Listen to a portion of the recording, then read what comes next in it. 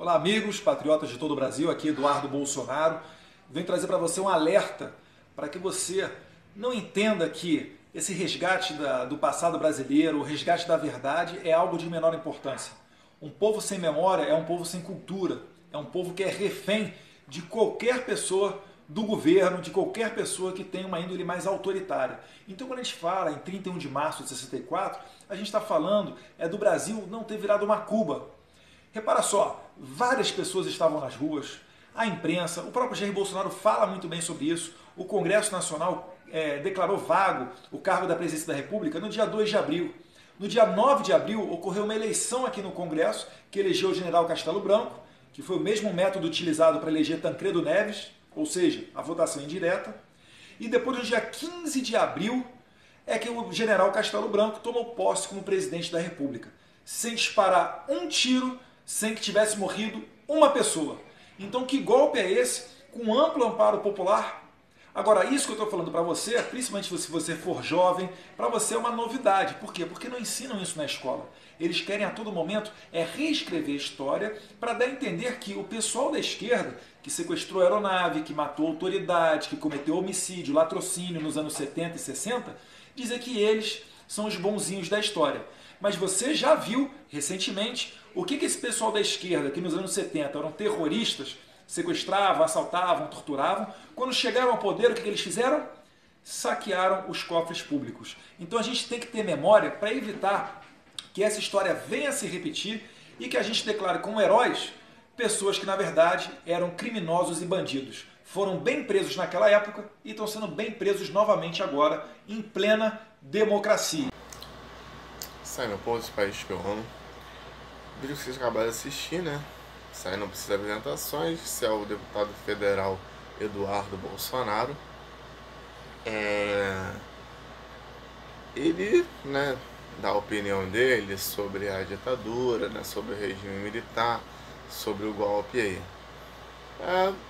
Né, de certa forma o que ele fala tem um certo contexto, realmente aconteceu, né? O presidente, né, que era militar, foi colocado no poder realmente pelo Congresso, né? Mas esqueceu de dizer também que um ano após a posse dos militares, os militares eles impediram o voto popular, ou seja, eles cancelaram as eleições para aquele ano, né, em 1965. Ou seja, eles privaram o povo de escolher seus representantes. Aí, questão de ser golpe ou não,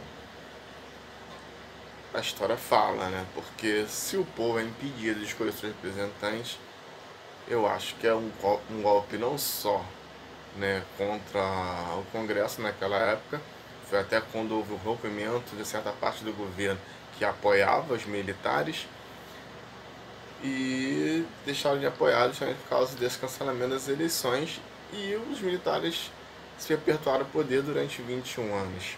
Né? Mas o que mais me intriga, mais me chama a atenção, não é o fato, né, desse questionamento sobre, né, se o regime militar foi benéfico ou foi maléfico, ou se tem que ser comemorado, tem que ser lembrado ou não. Eu fico olhando o nosso país hoje e vejo que ele está à beira de um caos novamente, né? Eu fico olhando situações como saúde, educação, né? A saúde então nem se fala, cada vez pior, né?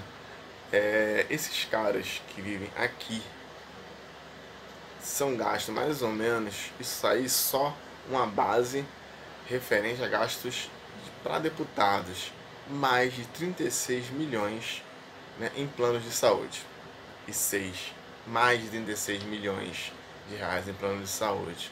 Eu pergunto, você tem plano? Né? Inclusive tem planos de saúde que nós contribuímos para que eles usufruam, e tem direito até remoção com helicóptero. Nós não temos esse direito e eles têm. Então será que realmente vale a pena discutirmos sobre regime militar, sobre ditadura militar, discutindo se tem que comemorar, tem que ser lembrado ou não, sendo que tem coisas muito mais essenciais para se discutir, colocar em debate nesse país, né? Eu acho que, veja as próximas cenas agora, próximo vídeo, vocês vão ver uma médica, uma doutora, acostumada a ver várias coisas aí nos hospitais nos últimos dias, desabafando, falando sobre a situação caótica que está nos hospitais. Situações caóticas de crianças sendo internadas em cadeiras. Crianças sendo tratadas em cadeiras porque não existe leitos, não existe lugar adequado e decente para se cuidar dessas crianças.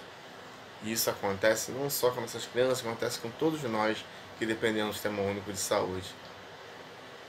Eu tenho 39 anos. E desde quando eu entendo gente, o Sistema Único de Saúde é desse jeito. E não muda. Então por que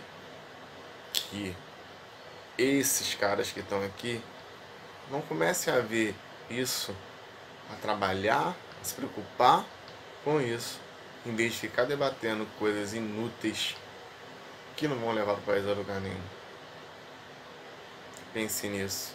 Gostaria que você deixasse seu comentário, curtisse o vídeo, deixasse seu like aí, para a gente trazer mais vídeos aí. Muito obrigado por assistir o vídeo até agora. Não deixe de assistir essa declaração da doutora e algumas cenas aí dos hospitais que eu acho que vale a pena ver.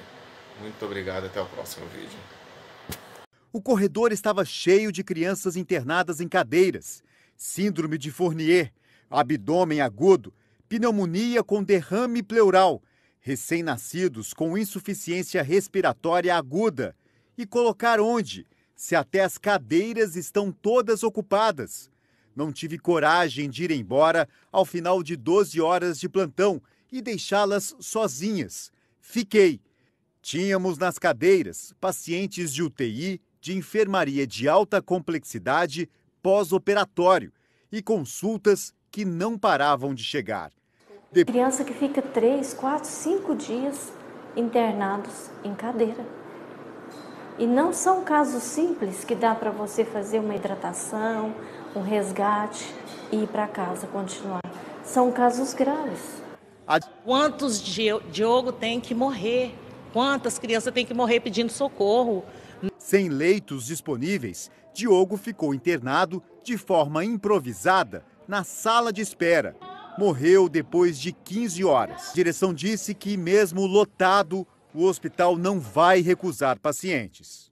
Se o hospital não deixar as crianças na cadeira com as mães, recebendo os devidos cuidados, para onde